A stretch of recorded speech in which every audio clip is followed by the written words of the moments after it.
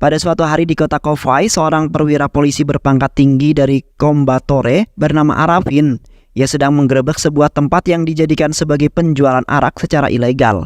Di saat itu beberapa orang ditangkap karena dia mengikuti peraturan pemerintah yang padahal sudah diperbolehkan. Namun mereka telah melakukan pengiriman arak yang melebihi kapasitas pengiriman. Yang akhirnya Arafin beserta anggotanya membawa mereka ke kantor polisi untuk ditindaklanjuti. Beserta bos mereka yang telah menyuap atasan Arafin agar tidak menangkap mereka ketika melakukan sebuah penyelundupan.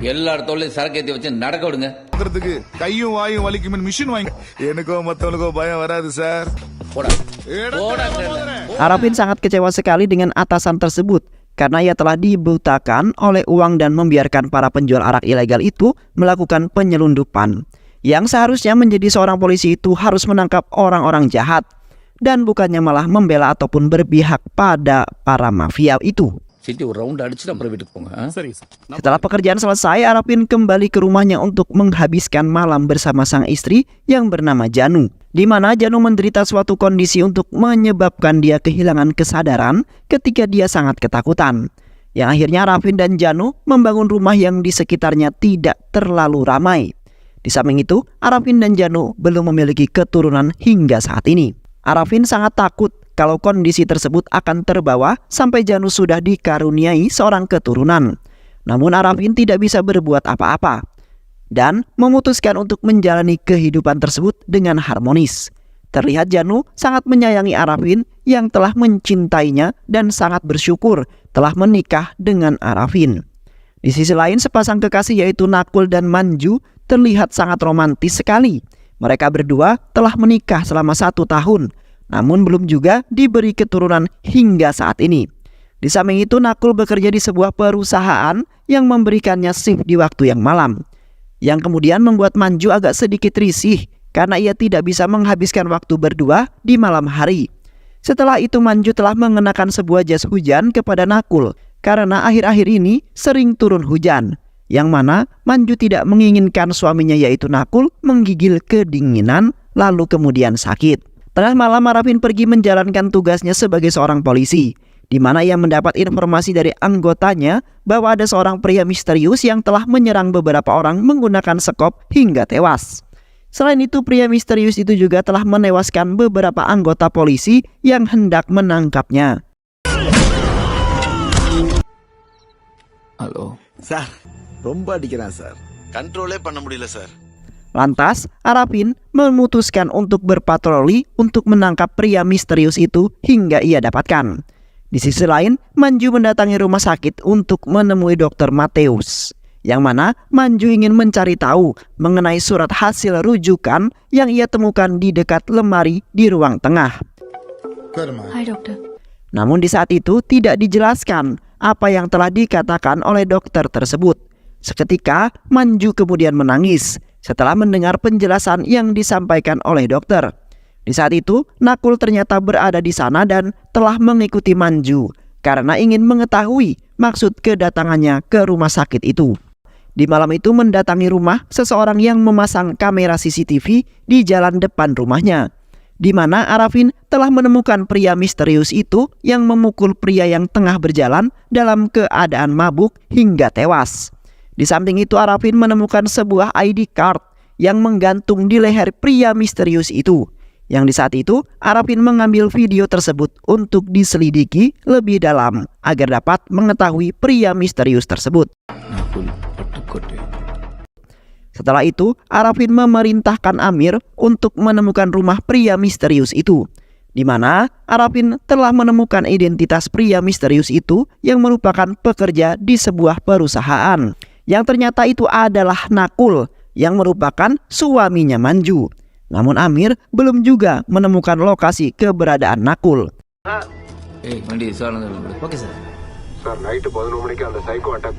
Di pertengahan jalan, Arafin melerai pergaduhan beberapa orang, di mana 2 orang pria yang menyamar menjadi wanita mencoba ingin merampok orang-orang yang melewati jalan di mana mereka berpangkal. Dengan tegas, Arafin langsung melerai dan ingin menangkap mereka karena telah meresahkan orang-orang. Namun di saat itu, Arafin malah dilempar oleh salah satu dari mereka dengan menggunakan batu yang kemudian membuat Arafin langsung lemas. Sementara itu, Janu merasa ketakutan di rumah sendirian karena di malam itu suasananya sangat mengerikan.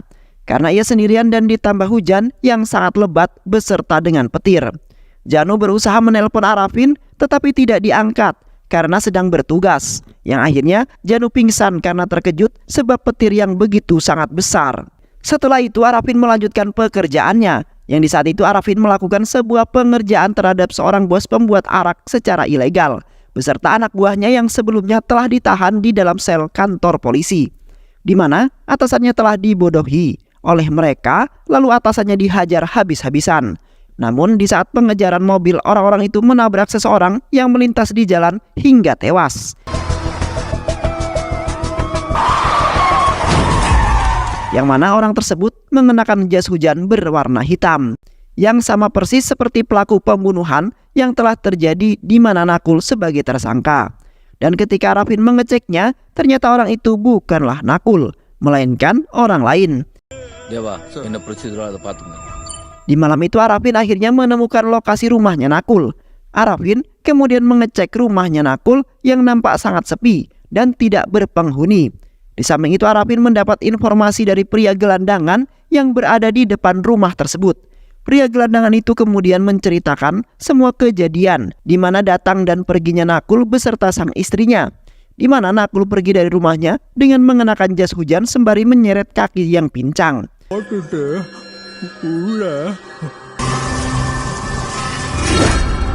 Tak lama kemudian, Arafin mendapat informasi dari para polisi yang lain yang mencari informasi mengenai Nakul, di mana mereka menemukan bahwa Nakul adalah orang yang sangat lugu dan tidak pernah melakukan keburukan apapun. Selain itu, polisi itu mengatakan bahwa ia mendapati sebuah kejanggalan setelah beberapa warga menceritakan yang sebenarnya, yang mana pelaku pembunuhan yang terjadi itu istrinya Nakul yang menjadi pelaku utamanya. Orang-orang sekitar mengatakan bahwa istrinya terkenal sangat berbahaya dan kejam dari saat kecil. Di saat Manju berumur 15 tahun. Manju adalah orang yang sangat sensitif terhadap orang-orang yang mencoba mengganggunya dalam hal apapun. Di mana di waktu itu Manju kecil telah membungkam adik kecilnya yang masih bayi dengan bantal hingga tewas. Yang ternyata di waktu itu Manju tidak lagi merasakan kasih sayang dari orang tuanya. Karena di saat itu kasih sayang orang tuanya telah dicurahkan kepada adik kecilnya tersebut. Dan seketika kedua orang tuanya menangis terseduh-seduh karena anak kedua mereka telah tewas yang belum diketahui penyebabnya. Namun Manju tidak merasa sedih sekali, melainkan sangat gembira, yang membuat kedua orang tuanya semakin curiga dengan tingkahnya Manju yang sangat aneh. Di samping itu juga Manju ingin membakar baju sekolahnya, di mana ibunya ingin memberikan baju sekolahnya kepada tetangganya karena sudah tidak muat untuk dikenakan oleh Manju. Yang akhirnya kedua orang tuanya berinisiatif ingin memeriksakan kesehatan Manju yang semakin bertambah aneh semakin hari. Seiring berjalannya waktu, Manju bertumbuh dewasa dan berumur di 19 tahun dan tidak menjadi aneh seperti masih kanak-kanak. Yang di saat itu awal mulanya ia bertemu dengan Nakul yang tiba-tiba masuk ke dalam rumahnya. Nakul adalah pria pemabuk yang di saat itu telah dikejar-kejar oleh ibunya karena ketahuan mabuk. Dengan baik hati Manju memperbolehkan Nakul tinggal di rumahnya untuk beberapa hari karena kebetulan kedua orang tua Manju sedang keluar kota untuk melanjutkan pekerjaan ayahnya yang bekerja dengan pemerintahan. Terlihat Manju dan Nakul sudah mulai sangat akrab dan romantis di usia remaja mereka. Yang akhirnya nafsu Nakul tidak tertahan lagi lalu melakukan sebuah hubungan seksual terlarang dengan Manju. Setelah beberapa bulan Manju kemudian menemui Nakul yang ingin pergi keluar kota untuk melakukan sebuah wawancara. Dengan rasa menyesal, Manju kemudian mengatakan bahwa dirinya saat ini sedang hamil setelah melakukan seks terlarang dengan Nakul. Di mana Manju menjelaskan bahwa anak yang dikandung itu adalah anaknya Nakul. Lantas Manju meminta kepada Nakul untuk bertanggung jawab atas perbuatannya tersebut. Nakul kemudian meminta kepada Manju agar diaborsi saja untuk menggugurkan kandungannya tersebut. Sontak Manju dengan sangat kesal karena itu akan membahayakan dirinya ataupun rahimnya. Dan setelah itu Manju meninggalkan Nakul yang tidak sama sekali bertanggung jawab atas apa yang telah ia lakukan kepada Manju. Sesampainya di rumah, Manju kemudian dimarahi habis-habisan oleh sang ayah tercintanya, di mana ayahnya sudah mengetahui kalau Manju telah hamil dengan seorang yang belum diketahui oleh ayahnya. Seketika ayahnya langsung mengungkit-ungkit perjuangan kerja keras untuk mencukupi Manju. Namun Manju mengecewakan ayahnya dan telah membuat malu keluarganya saja. Di samping itu ayahnya mengatakan bahwa ia mengetahui bahwa Manjulah yang telah membunuh adiknya. Ayahnya berkeinginan ingin bunuh diri jikalau Manju tidak ingin menggugurkan kandungannya tersebut, yang mana akan membuat malu keluarga serta reputasi ayahnya saja. Sementara itu, Manju tidak memiliki pilihan lain yang akhirnya mengikuti perkataan sang ayah tercintanya itu. Dan setelah itu mereka langsung bergegas ke rumah sakit dengan berencana ingin menggugurkan kandungannya Manju. Ketika berada di rumah sakit, Manju melakukan aborsi untuk menggugurkan kandungannya itu, yang mengakibatkan kompilasi pada rahimnya Manju yang membuat Manju sulit dalam memiliki keturunan. Yang akhirnya Manju tetap melakukannya saja karena ayahnya terus memaksa agar tidak memalukan keluarganya. Alhasil, Manju menjadi depresi atas apa yang telah menimpa dirinya dan membuatnya menderita. Ketika Manju dan kedua orang tuanya hendak pulang, terlihat Manju berjalan dengan pandangan yang kosong, di mana ia terbayang-bayang akan masa depannya yang sangat suram dan menyedihkan, di mana ia pasti tidak akan ada yang mau menikahi dirinya, karena ia tidak bisa memiliki seorang keturunan. Sedangkan Nakul tidak sama sekali bertanggung jawab atas apa yang telah ia lakukan. Tiba-tiba saja Manju menghempaskan kedua orang tuanya yang memaksa Manju untuk masuk ke dalam mobil, yang akhirnya kedua orang tua Manju terlindas sebuah truk hingga tewas. Dan setelah itu Manju dijebloskan ke dalam penjara atas apa yang telah ia lakukan tersebut. Beberapa bulan kemudian, Nakul membebaskan Manju dengan menyogok para polisi dengan uang yang sangat banyak hingga miliaran. Di samping itu Nakul menyewa seorang pengacara yang akhirnya Manju terbebas dari hukumannya dan keluar dari penjara. Nakul kemudian bertempat tinggal di rumah Manju dan merawatnya seperti anak bayi, di mana sebagai seorang laki-laki, Nakul harus bertanggung jawab atas apa yang telah dilakukannya. Terlihat Nakul berjuang dengan kesabaran yang sangat besar untuk mengembalikan Manju menjadi kembali normal. Sampai-sampai Nakul memutuskan untuk mengerjakan pekerjaannya sembari mengurus Manju. Hari demi hari telah dilewati oleh Nakul dengan usaha yang ingin mengembalikan Manju untuk lebih sehat lagi. Seketika Nakul sangat bahagia sekali karena Manju mengalami sebuah perubahan yang sangat drastis, di mana Manju perlahan-lahan kembali ke jati dirinya yang normal seperti dulu. Nakul kemudian menunjukkan kepada ibu dan warga kompleknya mengenai Manju yang sembuh dari depresinya. Hingga akhirnya Nakul menikahi Manju walaupun ia sudah mengetahui bahwa Manju tidak bisa memiliki keturunan, di mana Nakul dengan setulus hati mencintai Manju serta ingin bertanggung jawab atas semua perbuatan yang telah dia lakukan kepada Manju, hingga akhirnya Manju tidak bisa memiliki keturunan. Kembali ke Arafin beserta anggotanya, di mana di tengah hujan yang lebat, mereka menemukan Nakul di lantai atas dalam posisi terkapar dengan tak berdaya. Ditambah lagi, terdapat luka yang sangat serius di bagian kepala Nakul, yang akhirnya Nakul langsung dilarikan ke rumah sakit untuk melakukan sebuah perawatan lebih lanjut dan intensif. Dan ternyata Manjulah yang telah menghabisi Nakul hingga tak berdaya lagi, di mana Manju teringat mengenai kejadian beberapa tahun yang lalu di saat Manju menggugurkan kandungannya dengan diaborsi. Manju kini menyalahkan Nakul karena ia adalah penyebab kematian anaknya sendiri dan kini Manju tidak bisa mengandung lagi. Yang akhirnya Manju menghajar habis-habisan Nakul hingga terkapar tak berdaya karena semua itu sebagai bayaran atas kematian anaknya sendiri. Setelah itu Arafin pergi menemui dokter Matuis untuk menginterogasi mengenai Manju.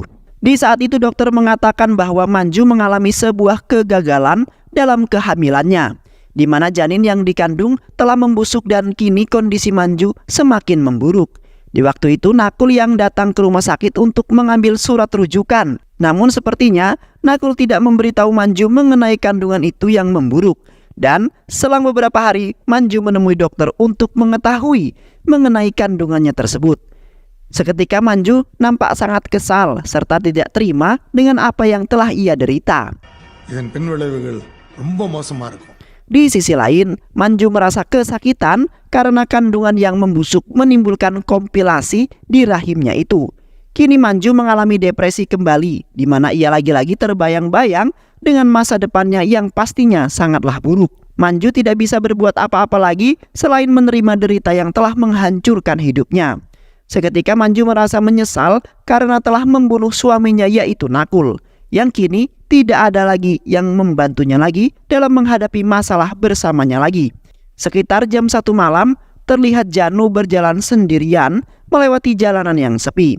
Karena di malam itu, Janu ingin menemui Arafin, di mana ia sangat ketakutan di rumah sendirian.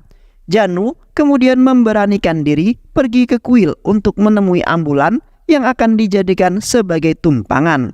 Namun di pertengahan jalan, ia terkejut lalu pingsan dikarenakan terdapat sebuah mobil yang hampir menabraknya. Pria yang mengendarai mobil itu pun seketika itu syok karena heran dengan Janu yang tiba-tiba saja pingsan. Pria itu kemudian keluar dari mobil untuk membawa Janu ke rumah sakit. Namun di saat itu pria tersebut dan 2 orang temannya dihajar oleh Manju yang kebetulan melewati jalanan tersebut. Manju kemudian mendekati Janu sembari memegang perutnya dengan menahan rasa sakit amatlah pedih. Dan setelah itu Manju membawa Janu ke dalam mobil lalu meninggalkan tempat tersebut, di mana Manju sudah mengetahui Janu adalah istrinya Arafin yang kini Arafin sedang mengincar dirinya. Sementara itu Arafin kebingungan mencari-cari Janu yang tidak ada di rumahnya. Terlihat Arafin pergi ke sana dan kemari untuk menemukan sang istri tercintanya yang mengalami sebuah kelainan. Arafin sangat takut Janu mengalami suatu hal yang tidak diinginkan oleh Arafin. Dan tak lama kemudian Arafin mendapat sebuah laporan dari anggota polisi yang sedang mengejar Manju bahwasanya Janu berada di dalam mobil yang dikendarai oleh Manju dengan begitu cepat. Seketika Arafin langsung bergegas menuju di mana Manju beserta Janu berada. Di dalam mobil Manju nampak ingin melakukan sesuatu untuk mengakhiri hidupnya, di mana ia sudah tidak mampu untuk melanjutkan kehidupannya lagi yang sangatlah suram. Manju terus-terusan mengingat masa lalunya di mana ia sangat kejam dan sensitif terhadap orang yang mengganggu dirinya. Manju terus-terusan menahan rasa sakit akibat kandungannya yang sudah membusuk. Di samping itu, Manju merasa bersalah telah membunuh Nakul, di mana Manju berhutang budi terhadap Nakul yang telah merawatnya dengan sangat baik dan menyayanginya seperti anak bayi. Namun kini Manju telah kehilangan akal dan membunuhnya, dikarenakan Nakul tidak menceritakan mengenai kandungannya yang kemudian sangat memburuk. Sementara itu para polisi berusaha menghentikan Manju yang terus saja menambah kecepatan mobilnya. Tiba-tiba saja Manju merasa sakit yang amat dahsyat dan membuatnya pingsan, yang kemudian membuat mobil tersebut semakin menambah kecepatan dan tidak terkendali. Arafin yang sudah berada di jalanan tersebut berusaha mencari jalan keluar dan menghentikan mobil tersebut. Beruntungnya, Janu langsung sadar dari pingsannya dan mendapat perintah untuk mengemudi mobil tersebut. Tetapi usaha itu tidak sama sekali berhasil karena kakinya Manju terus menginjak pedal gas mobil tersebut. Akhirnya, Arafin mempunyai sebuah ide untuk menghentikan mobil tersebut dengan mengimpit menggunakan 2 mobil. Terlihat mobil yang dikendarai oleh Manju dan Janu melaju dengan perlahan, sementara polisi lain memasang barikade di tengah-tengah jalan. Namun usaha tersebut tidak kemudian membuat mobil yang dikendarai Janu berhenti, melainkan 2 mobil polisi malah terjebak barikade jalan yang tidak bisa bergerak sama sekali. Setelah itu Arafin kemudian mengambil kemudi mobil tersebut, di mana ia memerintahkan Janu untuk mengikuti seperti yang dilakukan oleh Arafin, di mana perlahan-lahan Arafin mengajari Janu untuk memberanikan diri untuk melakukan sebuah tindakan agar Janu dan Manju bisa selamat. Dan tak lama kemudian mobil yang dikendarai oleh Janu dan Manju pun berhasil berhenti dan hampir saja melewati jembatan yang sedang dibangun. Dengan cepat Arafin langsung mengeluarkan Janu dari dalam mobil. Sementara itu Manju ternyata sudah meninggal, di mana ia tidak kuat menahan rasa sakit yang disebabkan oleh janinnya itu yang sangat memburuk. Kini Arafin baru mengetahui bahwa pembunuhan yang terjadi pada laki-laki itu adalah sebagai pelampiasan yang dilontarkan oleh Manju untuk menghilangkan rasa stresnya. di mana ia mempunyai dendam terhadap suaminya sendiri karena telah membuatnya menderita dengan sangat buruk. Selain itu, Manju akhirnya menemukan waktu yang pas dalam membunuh Nakul untuk membayar semua dendam yang dimiliki oleh Manju. Yang akhirnya Arifin beserta Janu pun hidup kembali dengan tenang. Dan film pun selesai. Baik sahabat, itulah alur cerita film yang berjudul Andar 2024. Bagaimana keseruan filmnya? Mudah-mudahan sahabat terhibur dengan alur cerita film ini. Sehat selalu. Wassalamualaikum warahmatullahi wabarakatuh.